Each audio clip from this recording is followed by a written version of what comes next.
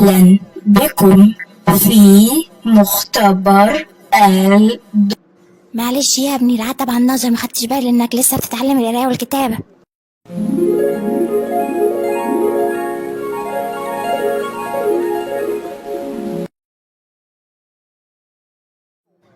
وانتوا كمان وحشتوني قوي، عاملين ايه؟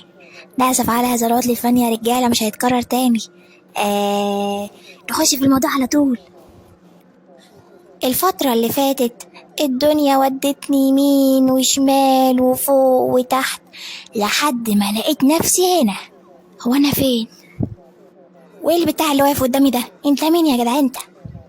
أهلا بكم في مختبر معلش يا ابني، العتب عن النظر، ما خدتش بالي انك لسه بتتعلم القرايه والكتابه. لأ، أنا متعلم كل حاجة، دي طريقتي في الكلام. أهلا بيك في مختبر الدكتور رامي. يا الهي، ويطلع مين دكتور رامي ده؟ أنا دكتور رامي. أهلا بيك يا ألم، منورني في المختبر بتاعي. ده بنورك يا دكتوره يعني. ايه؟ هو انت شايفني؟ سيبك انك شايفني، هو انت سامعني؟ طبعا أنا شايفك وسامعك وأعرف كل حاجة عنك. ببساطة عزيزي الألم، عشان أنا عارف إنك رغاي حبتين، أهلا بيك في مختبر الدكتور رامي ملك الاختراعات. اخترعت حاجة أقدر أشوف وأسمع اللي ما بيتشافش واللي ما بيتسمعش. ها؟ اللي ما بيتسمعش. انت عايز مني يا دكتوره؟ سيبني في حالي، انت عايز مني ايه؟ ما تخافش قوي كده يا ألم، دمك خفيف يا راجل. أنا اللي جايبك هنا برجليك لحد عندي أجازا، يعني عشان أنا عارف إنك ما عندكش رجلين. طب يعني اضحك طيب ولا اعيط على الاهانه اللي انت بتقولها لي دي؟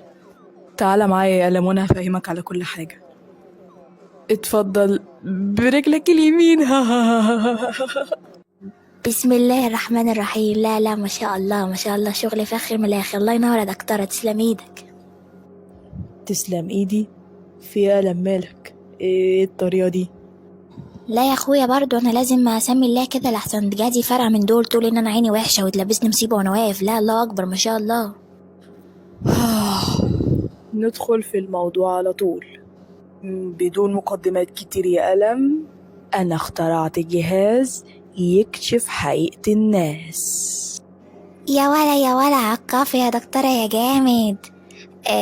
وانا برضه يا دكتوره ما فهمتش ايه المطلوب مني دلوقتي. بصراحة يا ألم، أنا عايزة أجرب الجهاز ده فيك.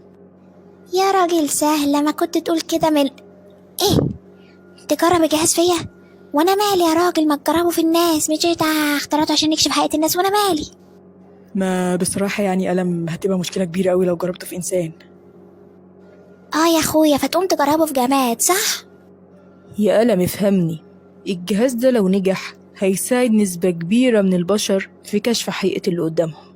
يعني مثلا اللي مبين للتاني انه بيحب وبيموت فيه، في حقيقة الامر هو منافق ومخادع وبيتكلم في ظهره. طب ماشي يا دكتورة، افترضنا ان انا سمعت كلامك ودخلت الجهاز ده، ازاي البني ادمين هيدخلوا بعض في الجهاز؟ يعني هل انا هكون شاكك في واحد اقول له اتفضل قدامي ادخل الجهاز ده عشان اكشف حقيقتك؟ اكيد مش هيدخل. ازاي بقى يا دكتورة؟ ودي تفوت عليا برضه يا ألم.